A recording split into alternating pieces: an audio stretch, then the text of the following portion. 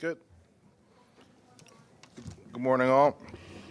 I'd like to call to order the New York City Transit Committee meeting. Please, let's get started with our safety announcements. Your safety is of the foremost importance to the MTA. Therefore, we ask that you listen and adhere to the following instructions. If you witness an emergency, notify emergency personnel in the room and call 911 immediately.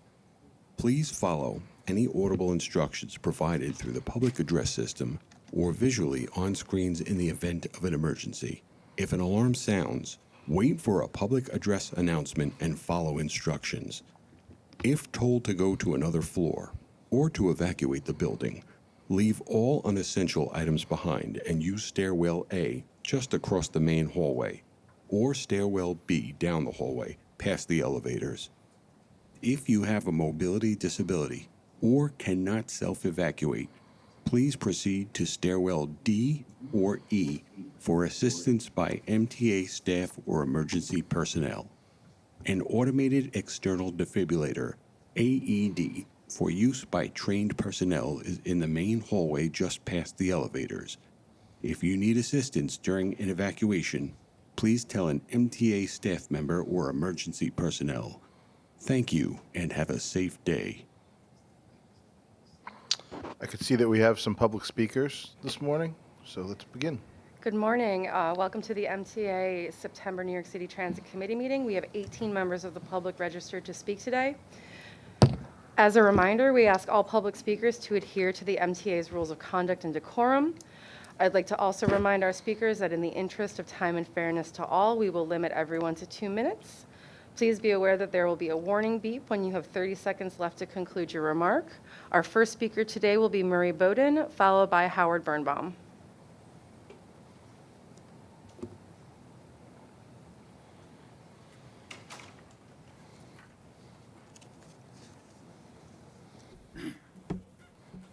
Morning. Basically came this morning to say goodbye. This is probably my last meeting here. I've been coming here a long time. Have a lot of professional friends. I have a lot of confidence in you as leaders.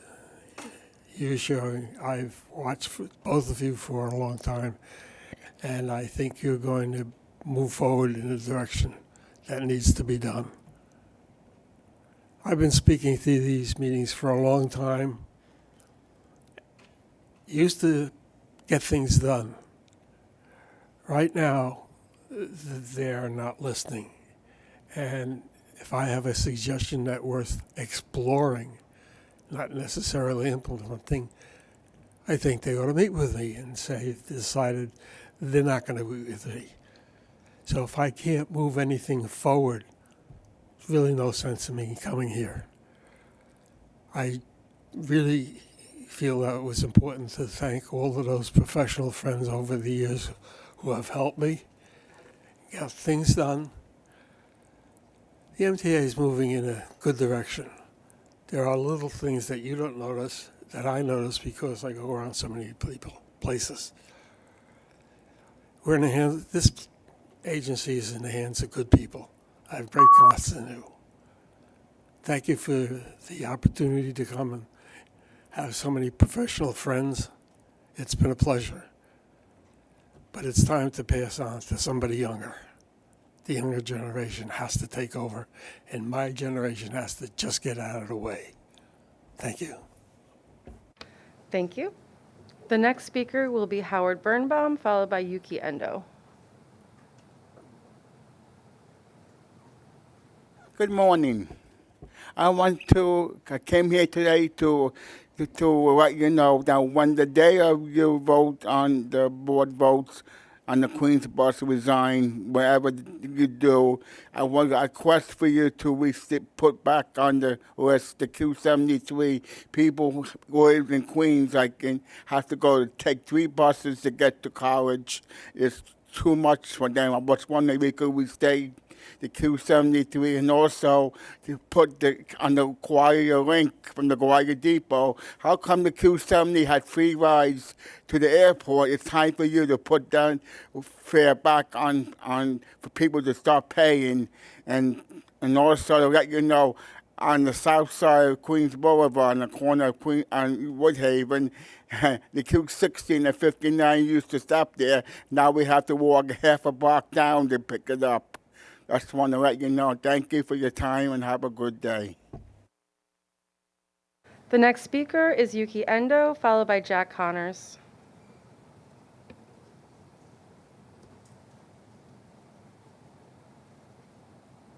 Not seeing Yuki, we'll move on to Jack Connors.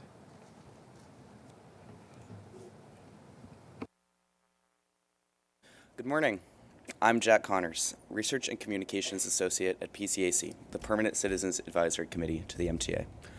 The new capital plan brings with it the promise of 60 new subway elevators, but only if Albany and the legislature identify $34 billion in new funding, a figure that climbs to almost $50 billion without congestion pricing. That's more than most states' entire budget, and larger than several states' GDP. Making the accessibility picture even more challenging, Governor Hochul's congestion pricing pause has pumped the brakes on 23 ready-to-go ADA upgrades at 23 subway and Staten Island rail stations in all 5 boroughs, plus 2 LIRR stations. That's hurting riders in the here and now, like my 89-year-old grandmother, who had to volley with several flights of stairs just to score her honey deuce at the U.S. Open earlier this month at Mets Willets Point. We were proud to join a coalition of groups to canvass all 23 of these subway stations 2 weeks ago. What did we hear? Riders are tired of waiting. The greatest city in the world deserves a world-class transit system. The MTA is charting a course towards more accessible stations, new rolling stock, new fare gates, and faster, more reliable service thanks to state of good repair work. But that can't happen if Governor Hochul is intent on relitigating the past instead of looking towards the future. Governor Hochul, haven't riders waited long enough? It's time to unpause the pause, follow the law, and set a start date for congestion pricing. On another note, it's great that automated camera enforcement, ACE, is coming to 1,000 more buses on 20 more routes in all 5 boroughs by the end of this month. To anyone afraid of receiving a ticket, I offer this sage advice. If you're not a bus, stay out of the damn bus lane. Thank you. Thank you. We'll move over to Zoom now, and we'll recall Yuki Endo, followed by Ian Martin.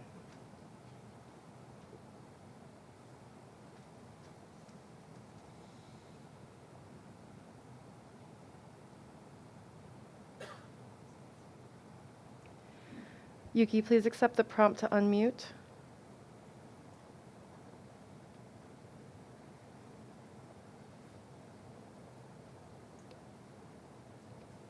Please begin your remarks. Yeah, and then is you can cover from cover Japan, the person that United and New York City doesn't. I feel sorry for the everyone that suffer on the train, and then every time the police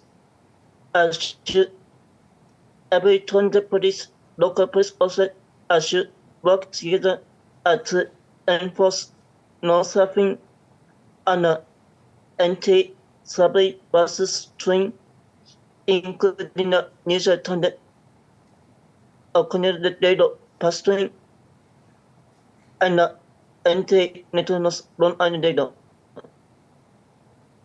And then also I feel for the bus driver, a bus driver that got involved in shooting. And then also please don't cut the Q102 bus on the Queens bus network design, because that is no important lifeline for this island. And thank you. Thank you. The next speaker is Ian Matthews, followed by Christopher Greif. All right.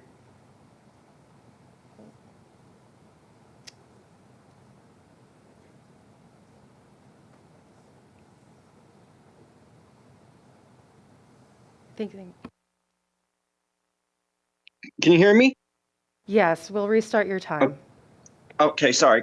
Please go ahead. I'll try and make it short. Good morning. While I'm glad to see fair enforcement is up, I do still have a bit of concerns like on the B and D lines in the Bronx, where I'm seeing like a lot of people going through emergency gates. It's mostly at stations where there's no booths, and I feel like we could do more enforcement there. In fact, just this morning I noticed someone was holding open the gate and there was no police around.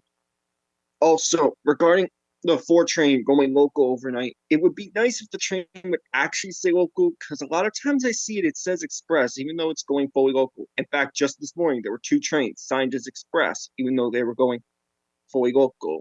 That doesn't sound right. So that should be fixed and looked into. Otherwise, that's all I have to say. Thank you. Thank you. The next speaker will be Christopher Greif, followed by Daniel Redden.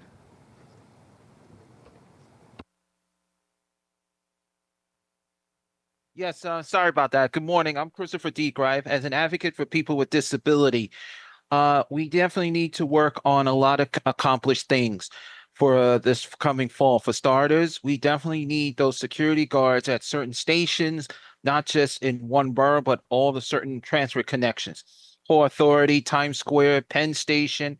We do see them sometimes at Atlantic, but we do need to see them in all directions, in all places. At the same time, also, we're very glad to see that more accessibility is coming in onto all transit systems. But at the same time, also, we hope to see more things coming into the near future.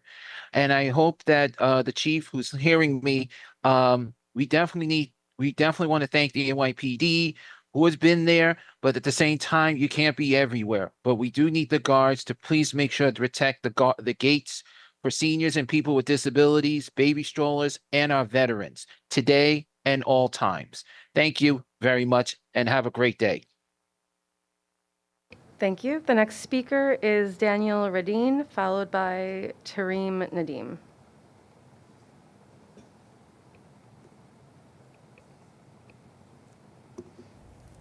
Good morning. My name is Daniel Redden. I'm a CUNY student and also a USS representative.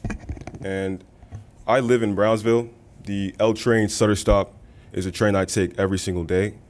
And what happened a couple weeks ago was something that put fear in my heart. Something that could have happened to me very easily. As a CUNY student who commutes to school and takes a train every single day, someone that doesn't always have the ability to pay the fare, someone who uses it and relies upon it, I can't fathom that it can possibly happen to me, that it happens so close to home. And I want to advocate today for free Metro cards for all CUNY students. It doesn't make sense how throughout our entire public school history, our entire life as students growing up in New York City, we have access to free Metro cards, access to getting to classes safely and on time. And then once we get to college, we're left out. We're forgotten. There isn't an investment into the next workforce, the next generation. There isn't a vote of faith, even if it is just a vote of faith, right? We would love to hear that, feel that we need that support. The cost of everything is going up, and we're barely staying alive. I know people who can't even put their hands on $2,000 right now. So to pay for subway fare, to see what could happen if I don't, it's scary. And I want you guys to understand that. Thank you. Thank you. The next speaker will be Tareem Nadeem, followed by John Morales.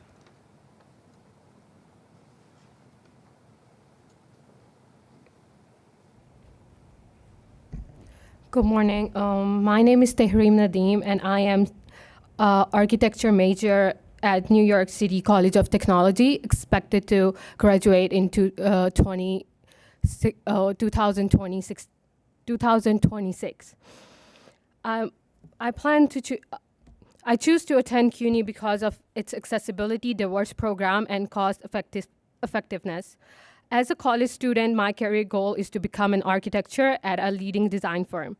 My experience at CUNY has been mixed by both positive and challenging moments. One significant challenge I have faced is managing the financial strain and logistic difficulties associated with commuting to campus while balancing my academic workload.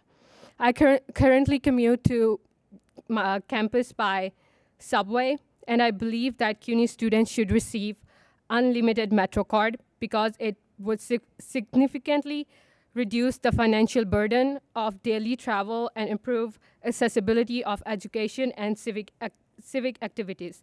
The challenge I face while commuting, including high cost of fare, unreliable service, and the long commute issues, which can make balancing academic responsibility even more difficult to address. These issues, I would like to see implementation of a universal MetroCard program for CUNY students, along with more frequent and reliable transit service. Thank you for your time and consideration. I appreciate opportunity to provide my input on this important issue and hope that we can work together to better support CUNY students and transportation needs. Thank you. Thank you. The next speaker is John Morales, followed by Josiah Amasar.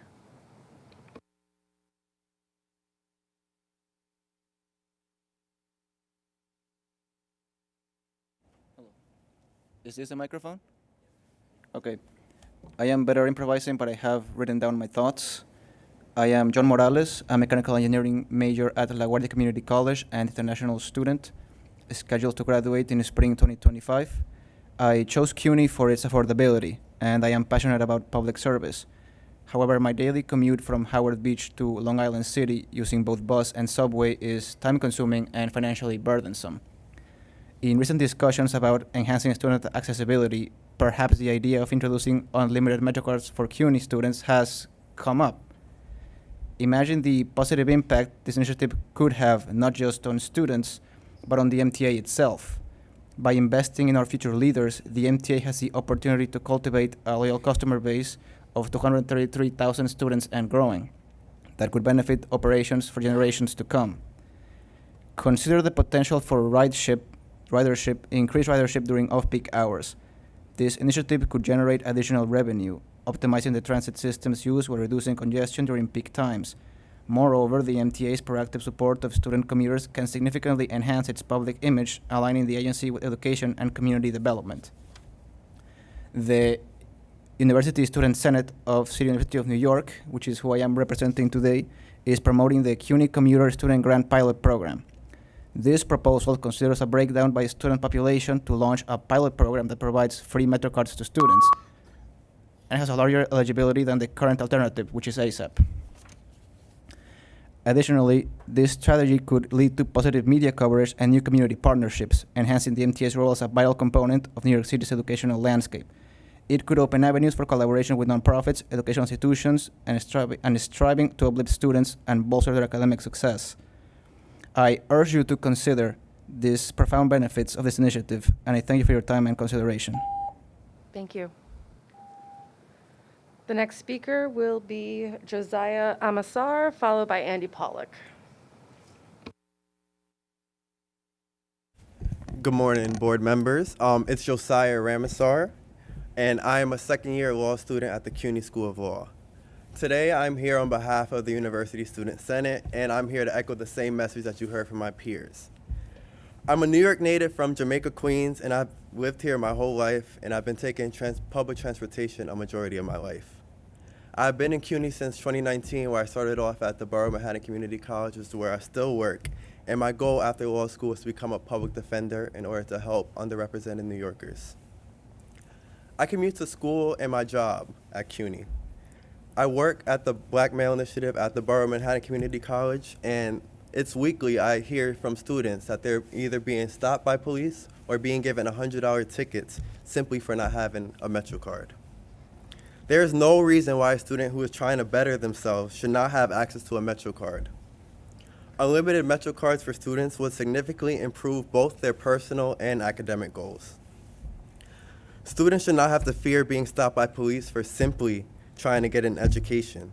A $100 fine on top of already having to pay for tuition, bills, and food is an extreme stress for anyone, but especially students who are most vulnerable. I thank you all for your time today. Free Metro cards for CUNY is the way to go, and thank you. Thank you. The next speaker will be Andy Pollock, followed by Maddie Bucky Highland. Good morning, everyone. Andy Pollock, Passengers United. So 2 things we're going to discuss for this month. Number 1, what happened at Sutter Avenue last Sunday on the L line was completely unfortunate. My organization has seen the 16-minute video on the NYPD's YouTube channel, and we do agree with top NYPD brass that the actions taken on that day were appropriate. If you see the video for yourself, you will see the suspect lunging at one of the police officers, and the justified use of action was appropriate. So subway fare collection is important. Trying to get that fare box revenue is very important, especially because later on today, I will be further elaborating on the capital program that will last until 2030. And the last thing I want to discuss this month, I do not want to have to wake up on a Sunday morning and see the daily news discuss yet again another subway surfing fatality. With TikTok, with Instagram promoting this dangerous behavior, it is time for Meta, and especially TikTok, start regulating the content that is posted onto these platforms that are targeting these children and are encouraging this behavior. Because again, I've said it time and time, the amount of times that subway surfing incidents occur, you're not only putting yourself in danger, but again, you're costing people their time and you're costing people money. And especially how you could cost people time to get to their job and possibly somebody gets fired because of subway surfing. So that's what I'm going to say for this month. Goodbye, everyone. And I will speak later this afternoon at the Capital Program Oversight Committee. Our next speaker will be Maddie Bucky's Highland, followed by David Kupferberg.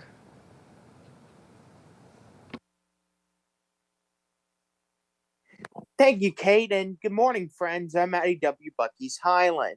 For today, I want to speak about safety and accessibility. For safety, my thoughts go out to those who fought hard last week on the L train from Brooklyn as an officer had to deploy his taser at the suspect. Once called, this ain't California or New York, according to Sheriff Wayne Ivey of Brevard County, Florida. Safety really is a top priority. And accessibility, I wanted to speak at this last month, but I was too late to sign up. And accessibility, people with disabilities like myself and others are left out in the spotlight.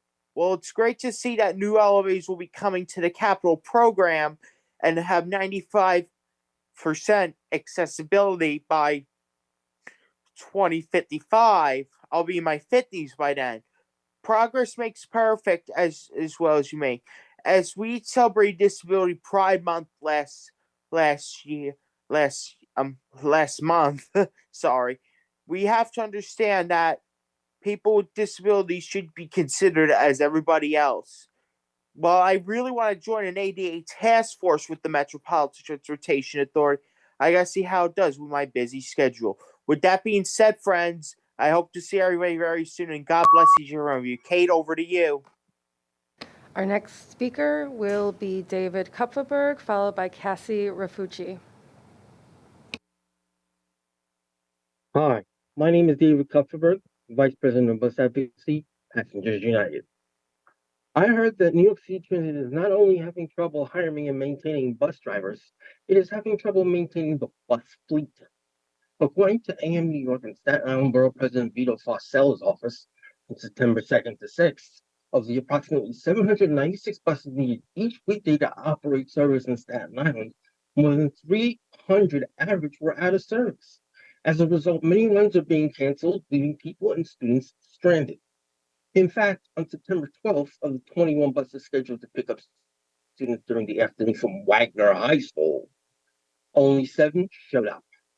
Passengers United has received reports that 150 buses recently have been transferred from Queens to Staten Island, turning riders in both boroughs. MTA, instead of cracking down on overtime, pay the mechanics to meet service needs. Such a situation should never have happened. Thank you. Thank you. The next speaker is Cassie Rafucci, followed by Salamato Dumboya. Good morning, Commissioner Maholtes, President Criscio, and Transit and Bus Committee members. My name is Cassie Rafucci, and I'm a member of Passengers United. I would like to address the situation which took place on Thursday, September 19th. My friend had to wait an hour for his express bus, the Sim 10, to go back home to Staten Island. This was due to the UN General Assembly preparations taking place in town for the whole week. I felt it was unacceptable that my friend had to wait an hour for the bus. I understand that the UN General Assembly is in town for the whole month and whole week, but it's not fair to any Staten Island Express bus commuter having to wait an hour for an express bus for them to take them back home to Staten Island. It's extremely, totally unacceptable. And I also would like to echo back on the CUNY students who spoke previously about having unlimited Metro cards. I feel to me that all CUNY students have a right to have unlimited Metro cards. There could be people that have a tight budget, but they cannot have the money to pay their fare to attend school or go to work.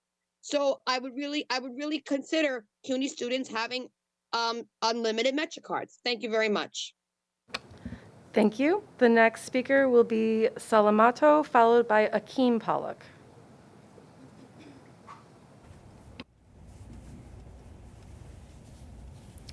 Greetings all, my name is Salimatu Dumbuya and I am the chairperson of the University Student Senate. You just heard from members of my team.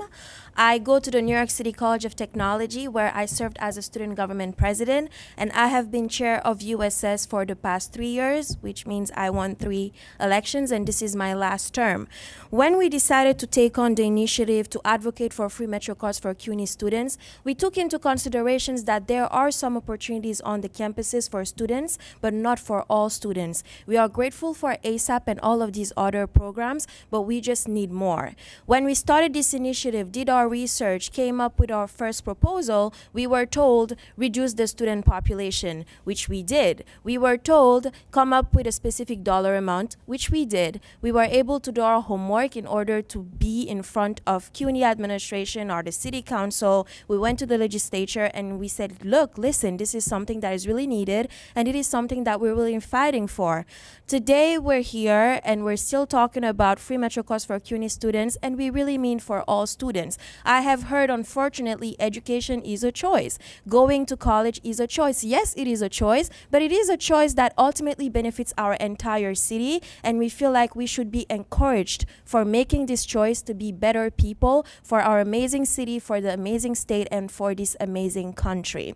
I am an architecture major. I am graduating in the spring of 2025, and then I'm planning to go to grad school to pursue a PhD in urban planning. We want to serve, we want to be useful, and what we're asking for you is to take that into consideration and make our lives easier. You would be very surprised at the amazing stories and the saddest stories that you hear at CUNY. CUNY students do deserve free Metro cards the same way you give free Omni to our high school counterparts. We think it's great, and we think that you should expand it. Thank you. Thank you. The next speaker is Akeem Pollock, followed by Kinza Arshad.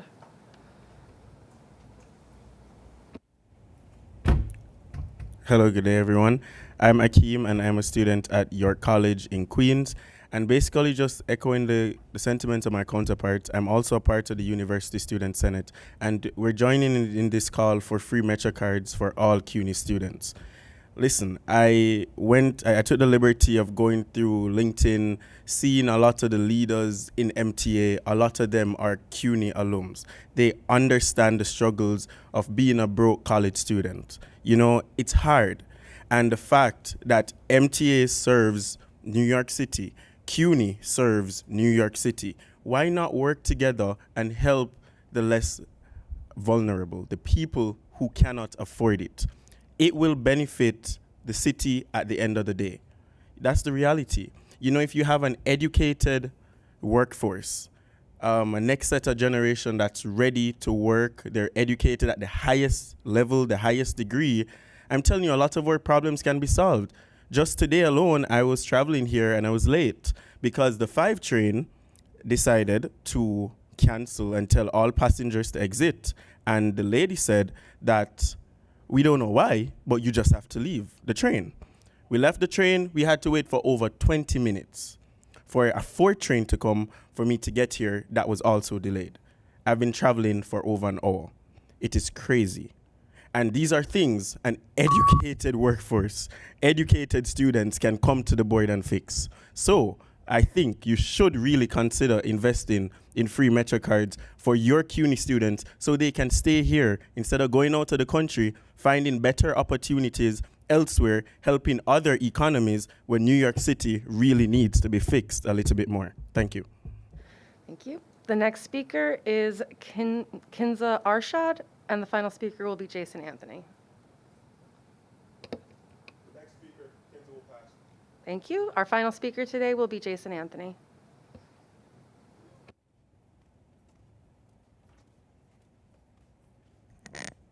Good morning. I was supposed to be virtual from Richmond County at work, but due to an unfortunate incident that occurred on Friday, I had to be in person. At Friday at 1500 hours at Port Authority Bus Terminal, yours truly was a victim of an assault by a person who committed theft of service. I'm going to repeat that again. Theft of service. And for my CUNY comrades, you guys didn't know that a board member named David Jones fought for the Fairfax Metro card that I have in my hands. That I have. Why can't you guys take advantage of it?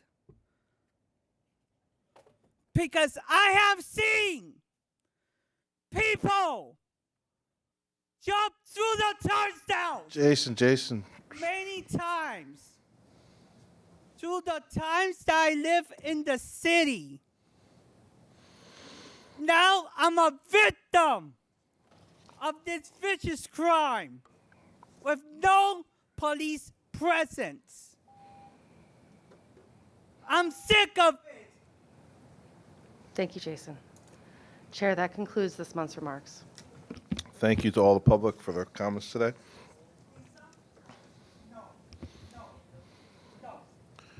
We're still waiting for a quorum, so we're going to move on right to the President's report. President Critchlow, please take it away.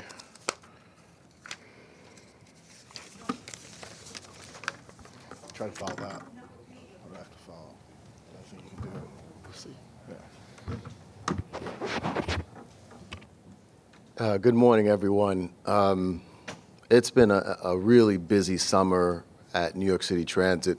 From start to finish, it's been pretty exciting. We've done a number of different things on different fronts. Bus lane enforcement, major expansions to Omni, and the successful completion of the G-Train pilot. So there's a lot going on, but also a lot to be proud of. So today, this day marks my 100th day as interim president for New York City Transit. Look, I got one person clapping. Thank you. No, I'm good. We're good.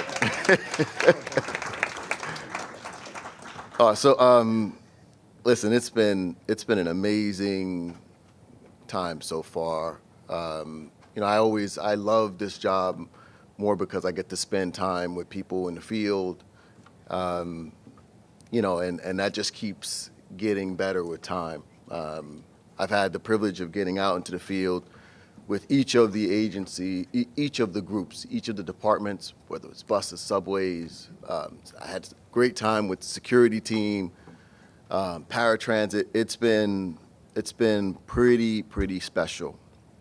But I've also had a great opportunity to get out there and speak to some of our customers, to talk about things that we could be doing differently, things we could be doing better. And it spans beyond where we are right now. So it's giving a lot of opportunity for us to move forward, to look for where we need to move forward. I could say without question, the last 100 days have given me a passion that we can do things better, and we have so much opportunities to do that. So it's exciting to be able to consider what the future holds. So one of the things that we did for September, we turned the page on summer, and the city, as it bustles back to life, school, kids out of houses and into the schools again. So it was pretty exciting to be able to welcome our students, not just back to their classrooms, but also to a new payment, new form of fare payment. So the Omni cards was a big upgrade to where they were before. They're just easier to use. The feedback that we got from students was phenomenal. A lot of work went on just to be able to get the cards out there. 1.5 million cards. So headquarters, transit, teams across the agencies work extremely hard to try to just get the cards in the hands of all of those schools throughout the boroughs. And that's just for them to have them in place for day one so that students can take advantage of it. This culminated a very exciting first week of school in Williamsburg. As you can see, I joined city leaders to give students a well-deserved high five on their first day to celebrate this exciting transition. And just in terms of the numbers, last week, Thursday, we saw 476,000 daily rides from student Omni cards. This represents a 26% year-over-year growth in total student rides. So students are responding to having a different form of payment. I think it's a great opportunity to take a step back and talk about the things that we have done to make sure that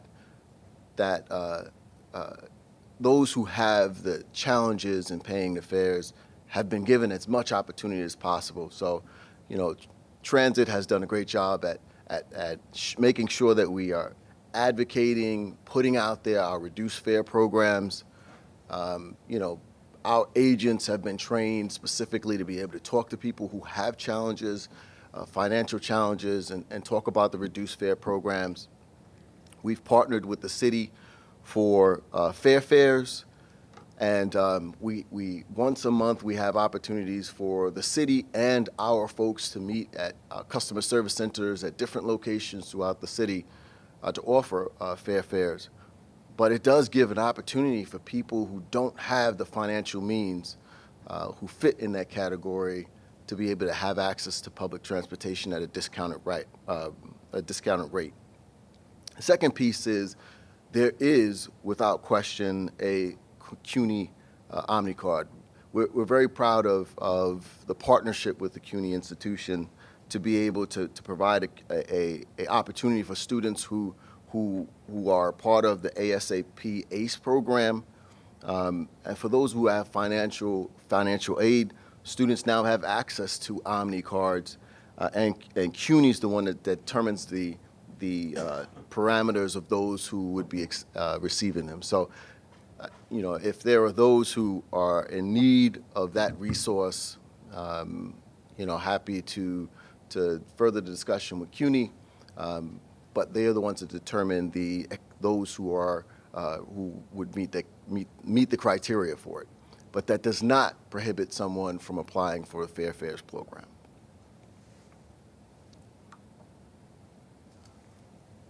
So the other thing that we talked about was the G train. The G train shutdown was an exciting one, and one that many people went into with a level of trepidation. When we began the 3-phase, 9-week shutdown in June, we promised customers two things. One was that we would restore service on time, and the second thing was that we would provide them with the best service possible during that period while they were out. And I'm happy to say that we were able to deliver on both fronts. A huge part of that success was doing things differently. And so we created a G-Train czar, Hugo Zamora, who spent time tying the pieces together, not just subways, not just bus, but seeing how our commuter rides and how we could change it.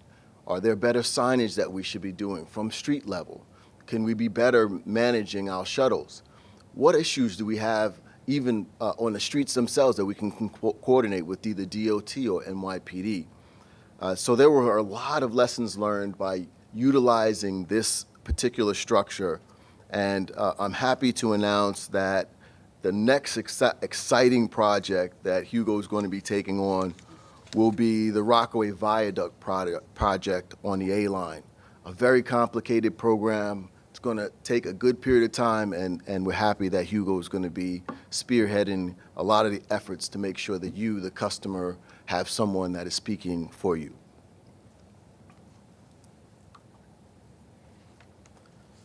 So, before I pass it off to the team to talk about the performance metrics, I just want to note that when I became the interim president, I decided to rotate the senior vice president role, and just to give an idea of the talent that we have throughout the organization, and I'm very proud of the team that we have there.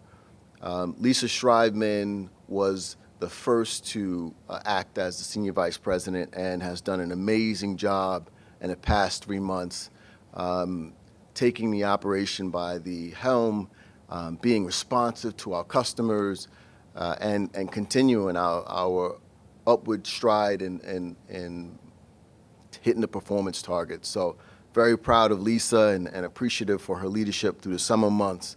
And the next up would be Mandeep Lally. He is currently the executive vice president in Subways.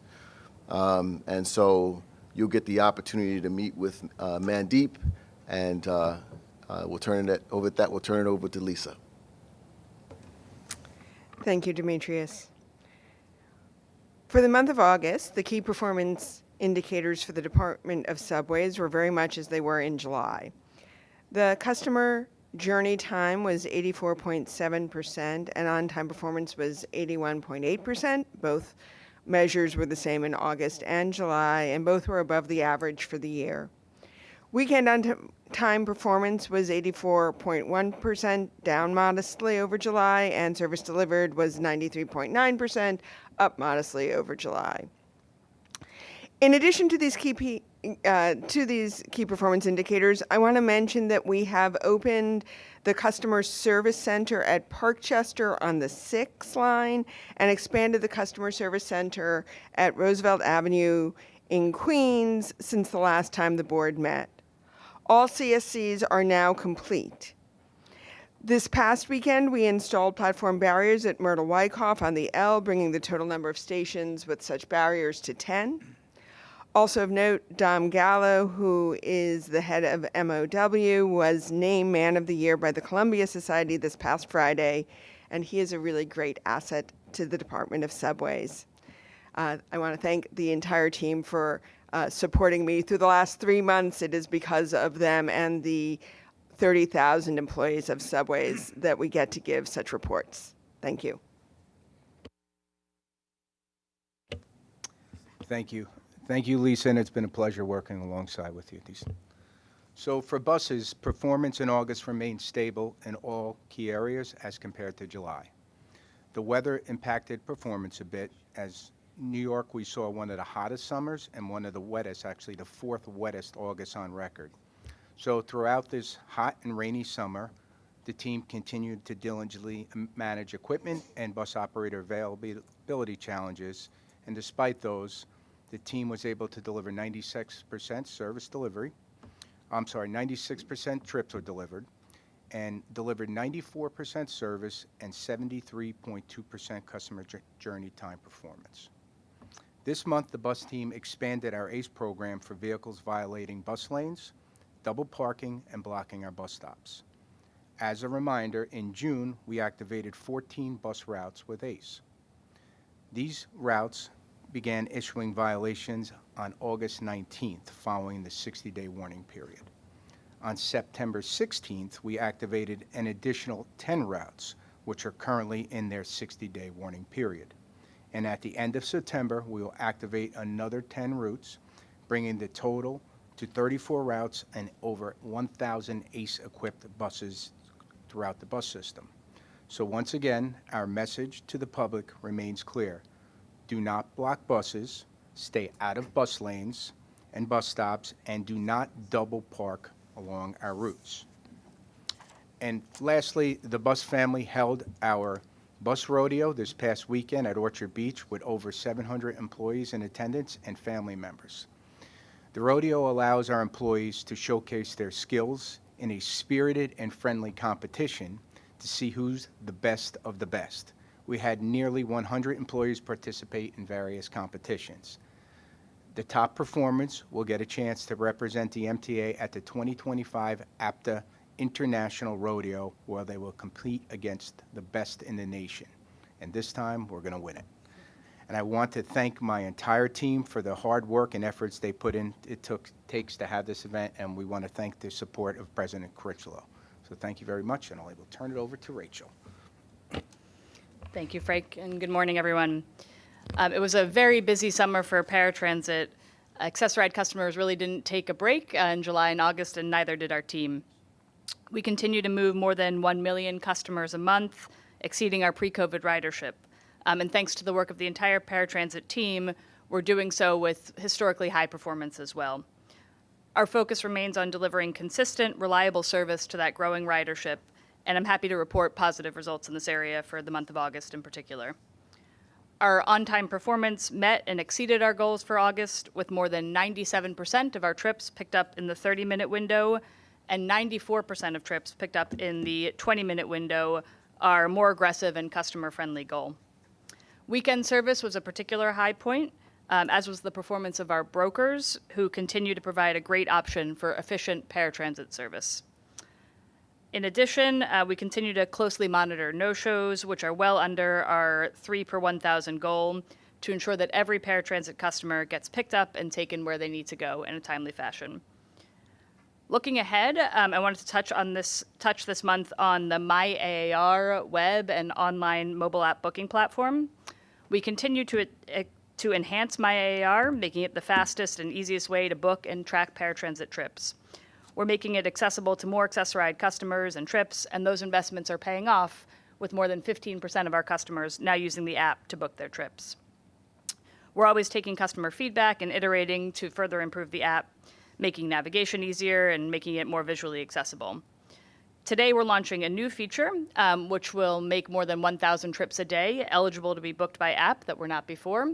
So you can see we have a screenshot here of taxi authorization. So for our customers that like to take their own taxi or for-hire vehicle for qualified trips within their borough or to key transportation destinations, up until today, they had to call in for those trips. This morning, we're launching that feature on the app. So this is a great win-win. It gives customers another option for a faster way to book trips, and allows us to continue maximizing the folks in our call center so they can be there for people that have same-day service issues or really need the phone to book or track their trips. We're excited to see how customers use this new feature and continue to integrate the great My AAR mobile app into their daily travel experience. Thank you.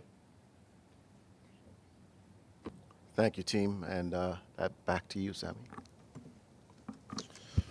Well, you jumped in 100 days, and I've been here long enough to know 100 days in MTA time is like, I don't know, what's the correction factor? Like at least 3 to 1. It's got to be at least 3 to 1. So, and it's great that, you know, with all the things keeping up, we know there's rough days, but there's been a lot of successes, and you know, your team's doing great. So thank you, Demetrius.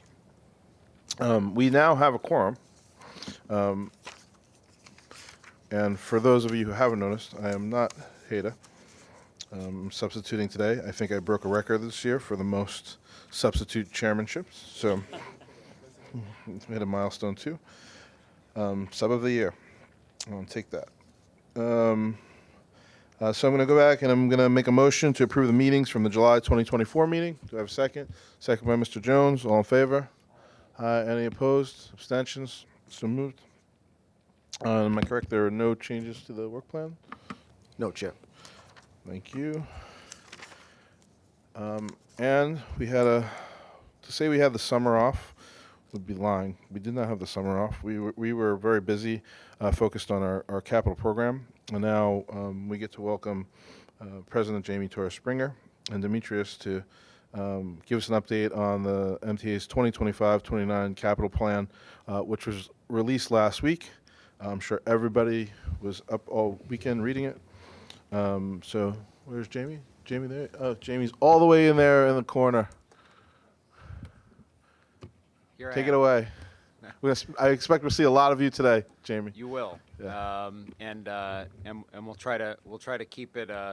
We'll try to make some unique presentations in each committee. But very pleased to be here. I'm here with Deputy Chief Development Officer Tim Mulligan, who's he and his team created this great plan that we released last week.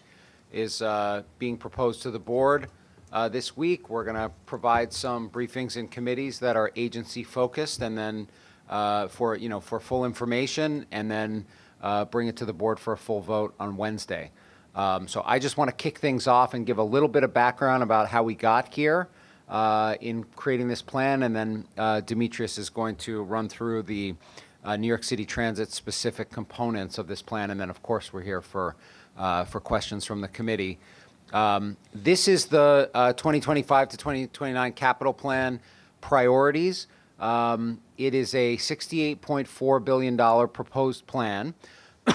We're meeting the statutory requirement of creating a 5-year plan on that 5-year cycle, and it's due up to Albany on October 1st, which is why the board is being requested to act on it this week.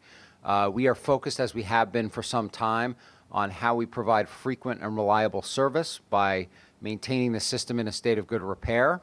Also recognizing that we need to continue to improve our customer experience. Some of that happens by keeping the system in a state of good repair. Best example of that is rolling stock, rail cars. So we need to continue to invest in rail cars as they reach the end of their useful life so that we can keep running service. But obviously anyone who's been on R211 over the last few months recognizes that it's really an improvement to our customer experience as well.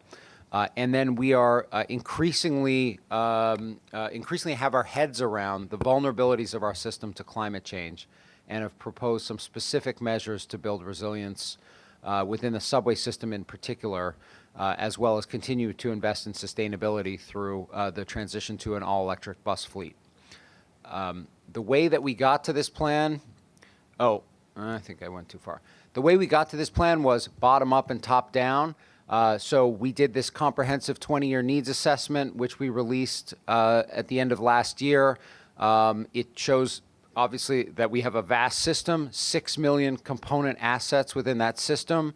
We're all inventoried and categorized in terms of their condition, whether they're in a state of good repair or not. And you can see this is just the vastness of the subway and bus system that we have in New York City, But the key things that we looked at really were our rolling stock, our buses and our subway cars that reach the end of their useful life. Quite a large number of them are reaching the end of their useful life over this next 5-year period. Our stations, in which conditions have improved a lot in a lot of aspects, including that we've been able to bring elevators and escalators up to a very good state of good repair in this last plan, but lots of other component parts need investment in order to maintain the quality of the stations and our ability to run service. Track and switches and signals, those are the fundamentals that keep this system working. And one things that we identified, which Demetrius will talk about our response to, is increasing risk around structural issues. The overhead track that runs 61 miles of it that runs throughout the 5 boroughs, throughout the system. Keeping that in a state of good repair is required to maintain structural integrity. And then our tunnels, we understand a lot better where the defects are in our tunnels. These are 100-year-old tunnels. They've been subjected to water inundation, chemical salt over many years, and these tunnels are built to last, but we have to keep investing in them where we see defects. And then a lot of back of house is also a focus, and very much a focus for New York City Transit. We have such a vast network that's required to run service every day, and we have to keep investing in it. The plan reflects that approach, and so it's really a state of good repair focused plan. You can see that in what kind of progress we project to make as a result of the investments recommended in this $68.4 billion plan. We are laser focused on what it takes to keep elements of the system in a state of good repair so that they don't fail and we can continue to run service, and then to catch up. And we've been saying for the last week, a lot of investments have not been made at the scale that they need to be made. It's been sometimes has been typical to invest in the things that customers see first, the things that are related to the customer experience, and of course there's very good reason for that. But in the meantime, the stuff that keeps the system running, power substations, fiber communications, station component, and structures, those have been left to deteriorate. And what this plan does in what you see in these bar charts is it makes progress toward a state of good repair in each of those critical components that maintain service. So you see the blue bar in each case by 2030, the end of this plan, expanding, meaning that we have more components in a state of good repair than we do today, even with, in some cases, some decay, because even as we invest in assets over the next few years, we'll see a decay in the condition of other assets. But even if that's the case, these fundamental assets that keep our system running we're making a lot of progress, and that's really a signature component of this plan. We also have looked from the top down at how to build the plan. We had a couple of independent reviews, a study by J.P. Morgan that showed that particularly if we're making progress towards state of good repair, we need to be investing $23 billion a year in the system when you compare us to other industrial asset peers. That's higher than what we've proposed. We are managing. There are constraints both in terms of total funding and also just how much work we can get done in the system and still run service. But that really shows us that we have to maintain that level of investment that we're talking about rather than scaling back. The comptroller released an independent review where they had a range, and we're right in the middle of the range. And similarly, when we look at the $55 billion 20 to 24 capital program that represents a lot of progress in this system, and we look at the 30% inflation that we've seen since 2020, we also are in that range of addressing inflation, maintaining the level of investment that we need to maintain. So this gives us a sense that the proposed investment is in the right order of magnitude, and with that, and that has yielded this capital program, which is $68.4 billion in total, $47.8 billion investment in New York City Transit, Staten Island Railway, and MTA bus. And you see that, and I'll pass it on to Demetrius in a moment, but you see the major categories of investment are investing in our stations, including ADA accessibility, as well as state of good repair, improving signal and communications, addressing power and structural issues, and then replacing and upgrading rolling stock. Those are the priorities for the program, which I speak back to the need that I've just described. And with that, I want to pass it on to Demetrius to talk through some of the highlights and components of what's in the New York City Transit Plan. Thank you, Jamie, and completely appreciate the partnership with the C&D team.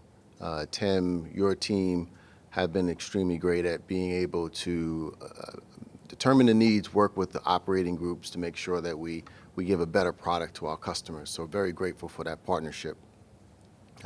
I've said it before, to me, that there's really two pillars for success, and it really is based upon our safety and service. Anything that's supportive of that or comes out of that is ultimately what our customers really want and what they really need. This plan will help to keep our system in a state of good repair. And, Jamie covered some of the points on the infrastructure changes, which, we are without question passionate about. But our customers continue to say they want better service. They want us to deliver. And that means making sure that this plus a century-old system gets what it needs to be able to keep running. And so I'll quickly run through some of the changes, some of the adds to this plan, which are pretty positive for our customers. So the plan helps us to upgrade our rolling stock. We'll be replacing 40-plus-year-old cars to increase reliability.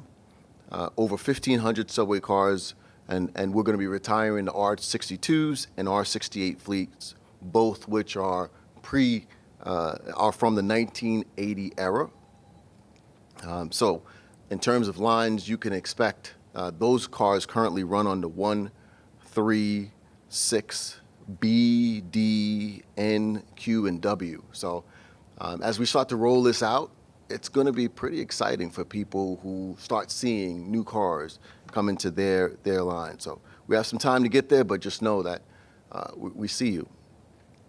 These cars are 6 times more reliable than the aging cars that they will replace. And as Jamie mentioned at our capital plan announcement, it's in order to fully install CBTC on these lines, we must purchase these cars to be able to get there because they are what is compatible in order to run CBTC.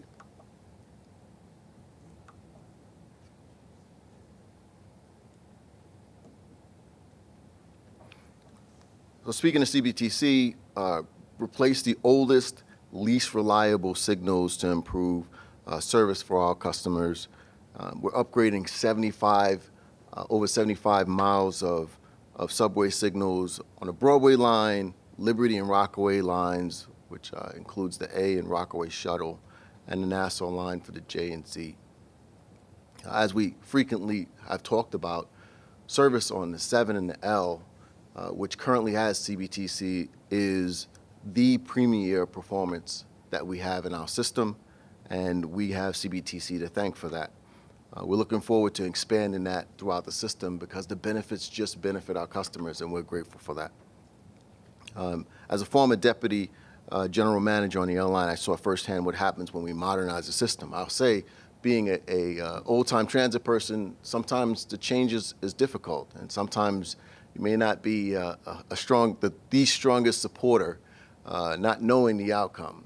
But having seen it firsthand and watched the performance increase to what it has, I am a believer.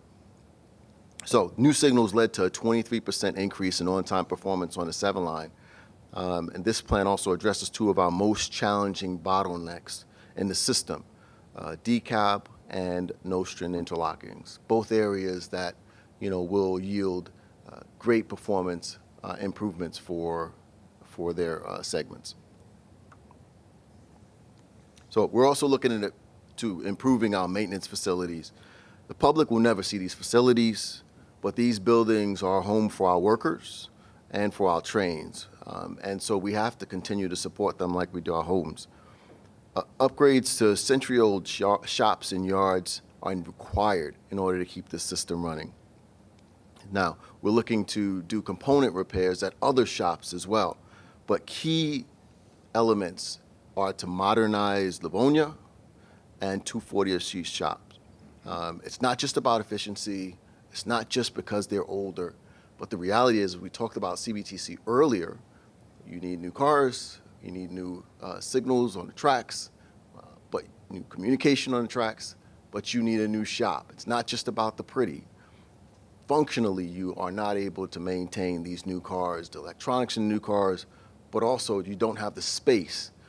There is no way to do AC repairs, HVAC repairs inside of Livonia's shop. It does not have the space above the train in order to do it. So we're looking forward to these upgrades, and we know that it's going to be extremely positive for our customers.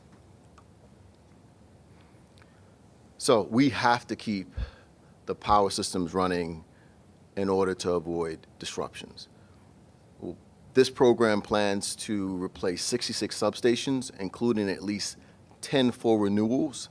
We'll be rehabilitating circuit breaker houses and other infrastructure. It's key to note that 36% of New York City transit substations are in poor or marginal condition, and this plan addresses nearly all of them. For structures, much of our physical infrastructure runs through populated neighborhoods, and we have a responsibility to keep these structures in a state of good repair. This plan repairs compromised components to avoid closures to tunnels, bridges, and viaducts. We look to paint and waterproof more than 20 miles of elevated subway, and then repair defects in subway tunnels, serving A, C, B, D, F, G, N, R. You name the letter and it applies there.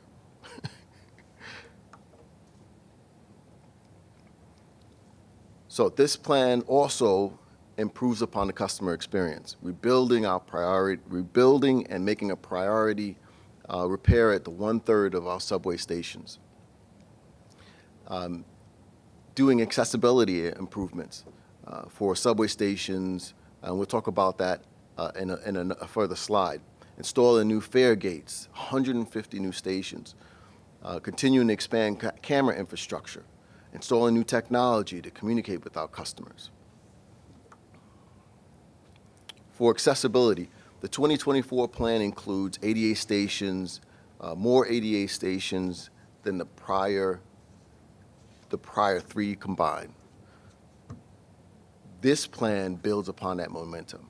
So these 2 plans are behemoths in terms of our ADA support for the community.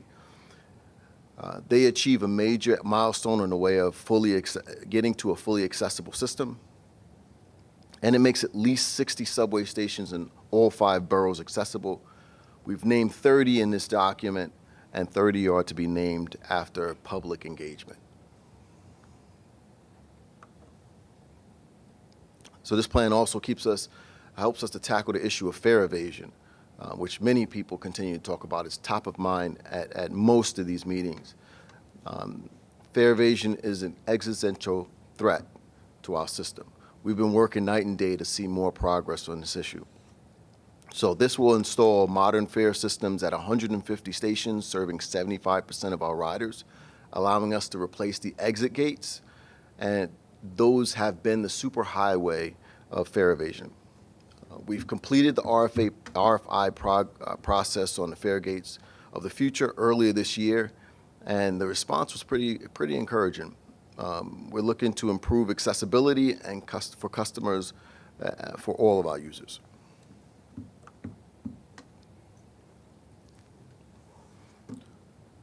So this plan also targets climate change. We are rehabilitating 14 pump rooms. We talked about how much system, on a regular day when there is no rain, how much our system removes water from low grade. And so we're rehabilitating 14 pump rooms, implementing street level mitigations to keep water out of our system, and then boosting air circulation and ventilation stations. For resilience, we know that the climate continues to change, and we need to change along with it.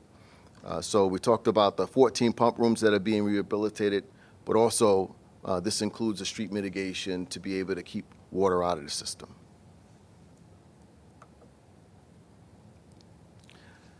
This plan also hopes to, aims to target zero-emission buses. We are purchasing 500 new zero-emission buses and upgrading depots with charging infrastructure. Right now, emissions from bus service represents 50% of all direct service emissions. So I think the reality is, after all is said and done, the proposed plan for the 2025 to 2029 capital plan outlines $68.4 billion worth of investments over the next 5 years to make sure New Yorkers continue to have access to reliable, accessible, and sustainable transit. I can say, for one, that I am excited about the changes that are proposed, what's coming down the pike, and happy to deliver upon our promise to providing a safe, world-class transportation system that our customers deserve. Thank you. Before I open up to questions for Demetrius and Jamie, I'm going to take the privilege of the substitute chair of the rescheduled committee to be the first board member to speak to the importance of this capital program. You know, many of us served on a working group, did tours of, this was, it's been mentioned many times, there's not a lot of excitement. There may not be a lot of excitement from the public about, viaducts, substations, signals. You don't see them. There's things you're not interact with, but you definitely feel the effects of them. To see some of these, we're coming into, some of them are appropriate coming to October. Some of them can easily be set pieces for Halloween fan productions and are well past their due date. And appropriate also for upcoming Halloween season. My favorite term I've learned through this whole thing is decay curve. And that is a really important concept for everyone to understand. For many of these items, for every dollar we do not spend on many of these items that are included in this capital program, it will cost us many, many, many, many dollars more to make good on that later on. So thank you to the team. A lot of work has gone on this collaboratively, and to both transit and for C&D. And with that, I'll open up to any other comments, questions from the board, committee. Dan? Thank you. I think this may have been better at the end of one of the prior presentations, but I wasn't sure of the right moment, so I'm just going to go back to it if that's okay. We held the privilege of redundancy here as board members, Dan. Good. Okay. My questions, one, relate to the daily rides with the new Omni card and the increase, and the other relates to the tickets and the bus lanes. So the first is on the number that you cited of the 476,000 daily rides last Thursday and the 26% growth. That's such a big number that I was wondering if you could say a little bit more about to what you feel like that is attributed. Sure. I think there's been a couple things. The outreach from our teams and getting out there, working with the city, making sure that we are touching everyone in advance. I think that's been huge. We've done a lot of campaigns for our communication, making sure that folks know through our digital screens that this is coming. But I think there's been another piece, which is once they get the card, how do you enforce it, right? And so many students are they've it's been ingrained in them to go under the turnstile or to get on a bus, the rear of the bus, even when they have a form of payment in their hand or in their backpack. So the teams behind you, the teams that are out there in the field, have been literally going to these folks, trying to change their culture. And so it's been interesting watching people, as you see people that you saw the day before, students that you saw the day before that literally tried to get into the system for free, but now are tapping into the system. There is a sense of pride with them being able to pay for themselves. And so I think those are all contributing to more taps in the system. Okay, thank you. Well, we'll look forward to seeing how that continues to operate. And on the bus lane, so it sounded like at the end of September, we either will be effective or noticed on 34 routes. Is that correct? So at the end of September, we would actually start noticing the benefits of the first 14 and then begin to notice the benefits of the additional 10 that we launched earlier, right? And then we're going to launch an additional 34. So yeah, we will see the benefits. I think when in the 60-day warning period is when we really people get to learn to change their behaviors, because now they're starting to see those warnings in the mail, and then we see the benefits thereafter. So just so I have the numbers right then, by the end of September, it's active in a certain number, we are noticing or warning in a certain number. Just give me those numbers one more time, just so I have them. So currently for the ACE, we have 14 routes that are actually giving violations, sending out violations, right? They're past their 60-day period that began in June, right? Then we launched, at September 16th, we launched another 10 routes, right? And they began their 60-day warning period. And then by the end of September, we intend to launch an additional 10 routes that will begin to issue their 60-day warning periods. Okay. Okay. And how many, I don't know if you have these numbers, but how many violations were actually issued on the 14 routes? I don't have that detail right now, but we can provide that shortly. Okay, and how many routes remain after you do the 14 and the 16 and then the additional 10? So the plan throughout this entire program through end of 2028 is to, actually 2027, is to have a total of 90 routes and 3,000 buses. Okay, thank you. Okay.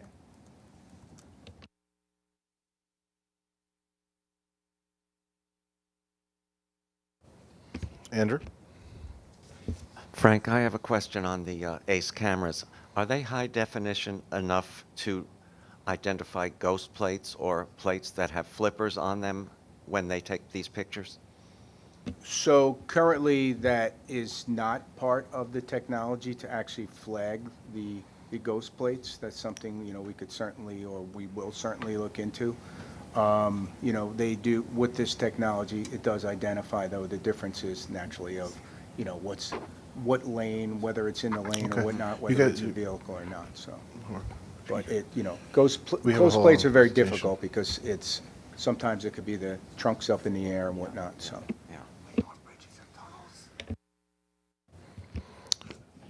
Any other questions for Demetrius, C&D team? Okay, moving on. I know we're running into the next meeting.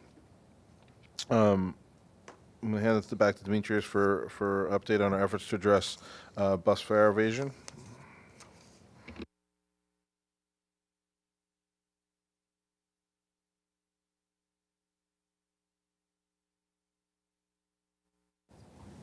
All right, I'm going to be brief, if that's even possible. So fare evasion, we've talked about, is approaching 50% on buses. Essentially, 1 out of 2 customers is getting on a bus and not paying a fare, and realistically, that's just unsustainable to us. For context, the fare evasion rate on subways is somewhere around 13%. It's harder to solve on buses than subways, given the fact that we can't place turnstiles at this point on buses, and fare evasion on buses continues to grow. It has been something that has been hard to stem the tide, especially with opening the back door during the COVID period, and that just hasn't let up, and the trend has continued.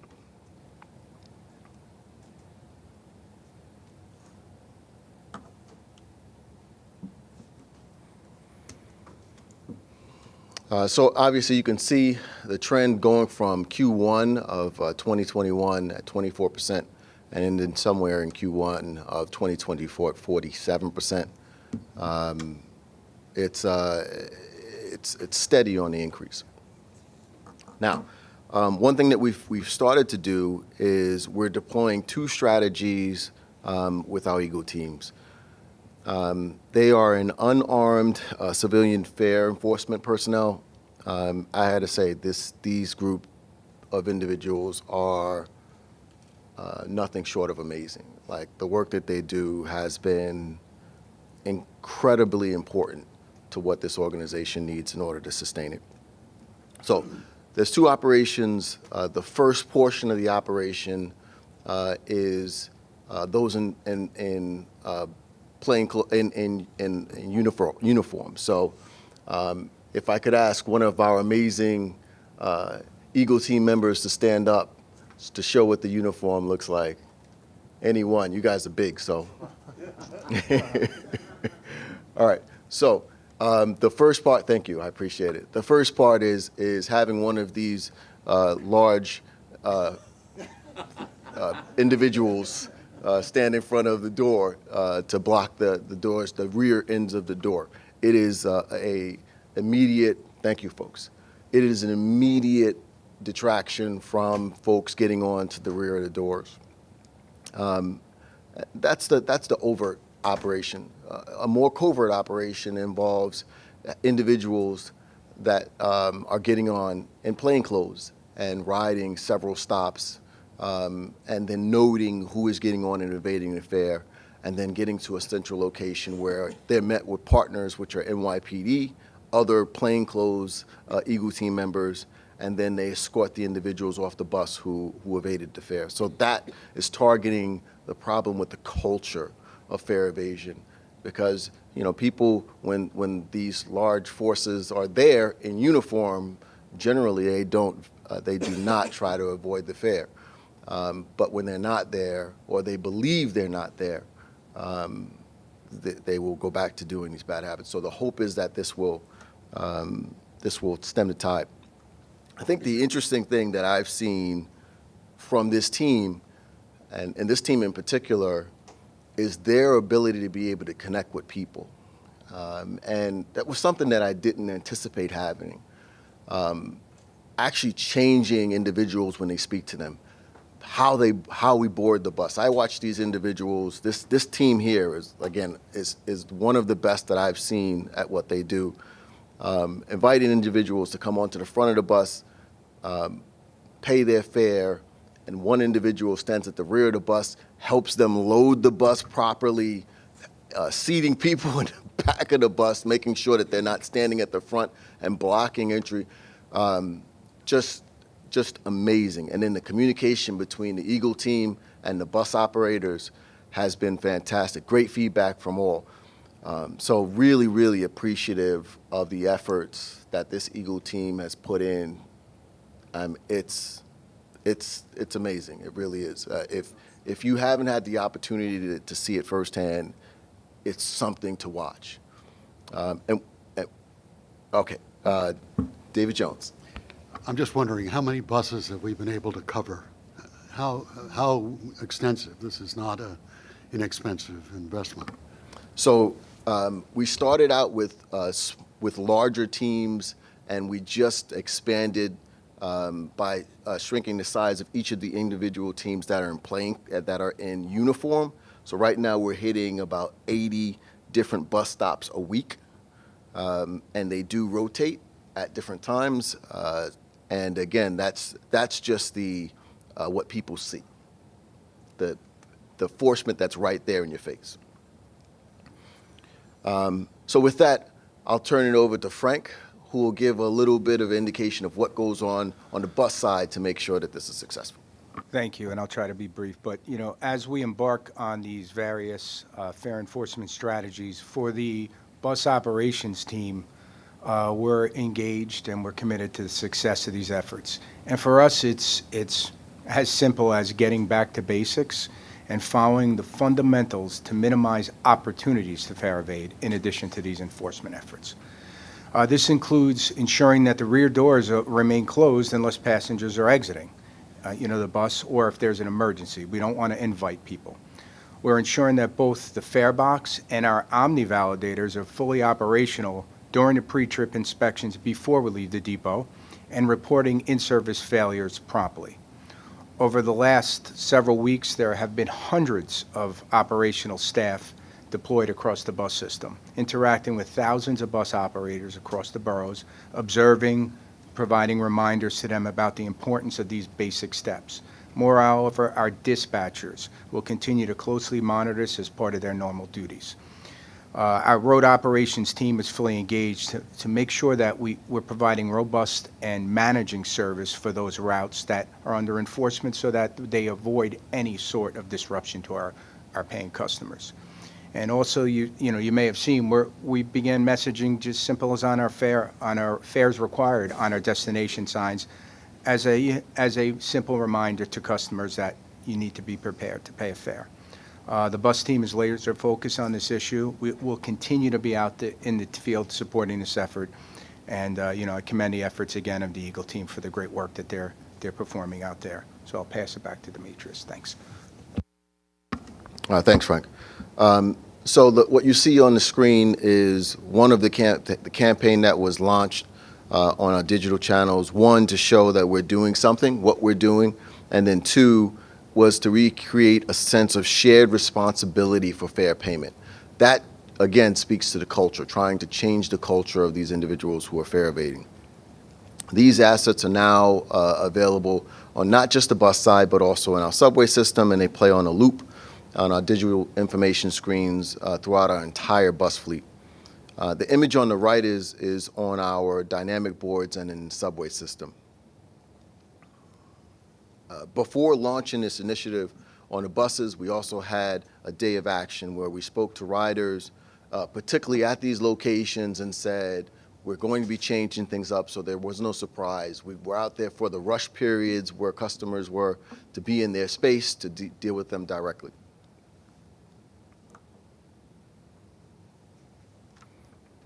Look at that gentleman right there. He has a scary face. The first step is our fare inspections are now touching the trips of tens of thousands of riders every day, and we're beginning to see a real impact to what we're doing. Even in our first 2 weeks as we refined our deployment, we saw an increase of over 3,200 paid rides per day and a 4.6% increase in paid rides on routes where we're enforcing the fare relative to the rest of the system. So 4.6% increase in paid rides on the entire route, even when the folks are not there, right? So that's across the entire day. So it's definitely their work on those days are having meaningful impact. And there's no question, customers are responding. They are directing applauds to these. You see people driving by saying, it's about time, thank you guys for everything you're doing. It speaks to the individuals who continue to pay and have been kind of dismayed by the fact that no one else or many individuals are not doing so. So we've gotten a lot of really positive feedback on this. Customers love it. I think it's interesting. We've also seen some TikTok videos of individuals who are social media presences, telling them, you pay your fare because you're going to get caught. Don't get caught up out there. And so I think that's it. We're excited about the impact of this. We've had a lot of conversations with the elected officials across the city, and many have expressed support for what we're doing. One council member in the Bronx even wanted me to go out and write tickets with her for people blocking bus lanes. I'm not saying that that's going to come, but I'm keeping everything in the toolbox for things that we can do for targeting this problem of fare evasion. Andrew? I'm wondering if Frank or Demetrius, if you've looked into when Omni is everywhere and people will be boarding from all doors, if there can be either an electric eye or something to indicate when someone is boarded and not tapped. So I will say that having been out there and watched the Eagle team at many of the locations, it is extremely difficult to have individuals get on multiple doors and still pay. Right now, we have all-door boarding where we have all-door boarding on our express routes, it's one of the highest fare evasion routes. So they have the ability to pay, and again, are choosing not to pay. We don't have a system now that indicates someone hasn't paid, like a buzzer doesn't go off or something, where the bus operator could stop the bus and say, pay your fare or we're not moving, or something to that effect. I agree. I agree. I think the buzzer should be their conscience, right? Like, these individuals should be paying, and that there shouldn't be, an immediate response that the system itself is the problem, as opposed to an individual who is taking steps to evade the fare. I agree. I just will say that at this point, I don't know what the future holds. I can only say what I see now, and customers, when given the opportunity to go in the rear door, are not paying. Because when select buses are obviously all-door boarding now, but when we're all Omni and you don't have the option of buying that little paper ticket at the machine on the sidewalk and everyone is tapping, that's an easy way to see who's paid and who hasn't. If there's an electric eye or something that shows you haven't tapped. You've passed this point, but you haven't tapped. Just a suggestion. Suggestion noted. Thank you. Anyone else? I appreciate this is culturally driven. I agree with you, Andrew. We should be exhausting every way we can to make sure there's at least passive ways for detection to make sure that we're getting fare beaters. But all the cultural aspects and the fact that we now have, there are people who are on the buses that are rooting for people to pay their fares, right, and get upset when people are not paying their fares. And now that we have, but what's the old saying? It's hard to soar like an eagle when you're hanging with turkeys. Well, now we have the eagles. So the eagles are on the buses, and I hope that can encourage everyone to get on board with the eagles and ditch the turkeys. So, and I want to figure out where these guys train too. I'm going to come in and train with you guys one day. I know they're unarmed, but they got pretty good arms.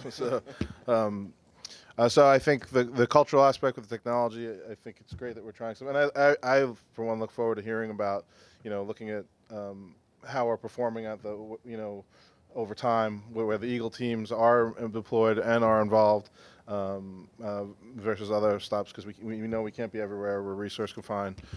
So, Lisa? Are we marketing the fact that we have plainclothes and the Eagle team are out there so that people start thinking about it before they jump on the buses?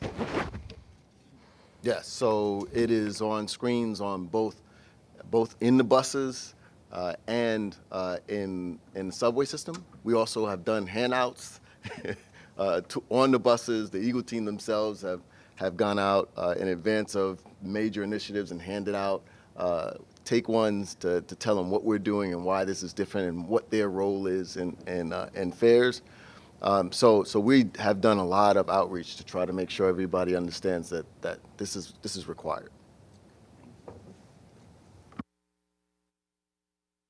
Is there anything else on this? Well, moving right along brings us to our Transit All-Stars. Yeah, it looks like we have a lot of All-Stars today. So, in the interest of time, we have an amazing group of All-Stars. This galley over here, we intended to announce each one and their amazing work, but I'd ask the entire group to stand. Folks from across subways, buses, security. Look at you. It has been.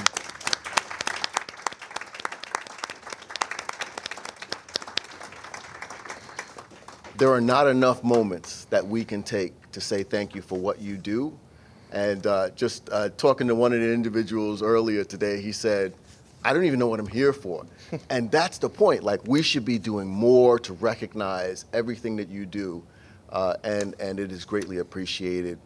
We shouldn't just be getting you when there's a problem, but you should know how much we appreciate what you do. So thank you all, and appreciate you coming here today.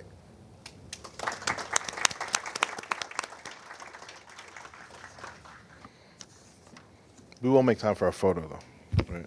Even if we get in trouble with Laura. Next, we have Deputy Chief Norman Grandstaff for Safety and Security Report. Hey, good morning, Mr. Chu, President Critchlow, and members of the board. My name is Deputy Chief Norman Grandstaff. I'm the Executive Officer of the NYPD's Transit Bureau. Chief Kemper asked me to come today and present you the crime statistics for August as he's out of town. So these will be somewhat abbreviated due to the crunch on time. All right, so you have before you the subway crime figures for the month of August, which show the subway system experienced 182 crimes last month, when compared to the 175 crimes from the last year. This reflects a 4% rise, or 7 incidents to be exact. When looking at the year-to-date crime through the end of August, the drop in subway crime continues with a 5.5% reduction, reflecting 81 less index crimes, 1,398 versus 1,479 within the transit system. On par with historical trends, grand larcenies continue to make up the majority of crimes that we see in the subway system. These crimes, best described as non-confrontational property theft, make up just over half of all crimes we are seeing in the system, 719 of the 1,398 crimes, or over 51%. Switching gears to the enforcement figures, you see that our officers are hard at work, confronting all manners of unlawful conduct within the subway system, with year-to-date arrests up 61% and summonses up 21%. Transit policing is often about curbing seemingly minor but unlawful acts and correcting those very acts with instruction and/or enforcement. We fully understand the ridership's desire for an orderly subway system and recognize that it is easily impacted by visible unlawful contact. That concludes my remarks. I'll gladly take any questions or comments that you may have. Anyone have anything? Thank you, Deputy Chief. Moving on to procurement. Lou? Yes, good morning. Good morning. Thank you. The transit procurement package this month includes 2 actions. The first is a request that the board declare competitive bidding impractical or inappropriate for the procurement of paratransit camera security systems for New York City Transit. And the reason is that it's in the public interest to issue a request for proposals pursuant to New York State Public Authorities Law 1209. The camera systems will consist of a series of cameras to be installed on each of the approximately 1,200 MTA-owned paratransit vehicles operated by the primary carriers. The video and images captured, along with a system health report, will be wirelessly uploaded to assist paratransit in enhancing the safety and security of its operators and customers, as well as address operational issues in real time to enhance customer service. Additionally, the systems will allow New York City Transit to view post-accident and incident video to evaluate the circumstances surrounding the accident or incident should a complaint or legal claim be filed. Utilizing the RFP process will allow New York City Transit to select a proposal that offers the best overall value through negotiations and evaluation based on criteria that reflect the critical needs of the authority. The second action is the modification of a contract with it's a lengthy name. They're doing business as Omni Rehab for the provision of eligibility assessment services for the paratransit department and the reduced fare program to add a new eligibility assessment center at 3 Stone Street in Lower Manhattan. Omni will provide licensed medical staff trained by Paratransit's eligibility determination unit. Applicants of Accessoride will be evaluated via an interview and/or performance of a functional assessment and provide Paratransit with a detailed report of their findings. This information will assist New York City Transit in determining applicant eligibility for the program. The Stone Street location, which is downstairs, to be utilized is building space currently leased by the MTA. The decision to utilize MTA leased space was prompted by the lack of adequate, affordable, and available space for an eligibility assessment center in Manhattan. The base contract period for this modification runs concurrent with the original base term, with an option to extend the term for up to an additional 2 years. The estimated amount for this award is $1.8 million for the base and $1.6 million for the 2 additional option years, totaling $3.4 million. MTA's cost price unit performed an analysis and deemed the average price per assessment for both the base and option period to be fair and reasonable. I submit these procurements for board approval. Any questions for Lou on this procurement? I'd like anyone a motion? Lisa, second. A second? Second. The doctor? All in favor? Any opposed, abstentions? So moved. Thank you. Thank you, Lou. With that, I'd like to make a motion to adjourn. Thank you. Thank you all. Oh, let me, here. Cheers.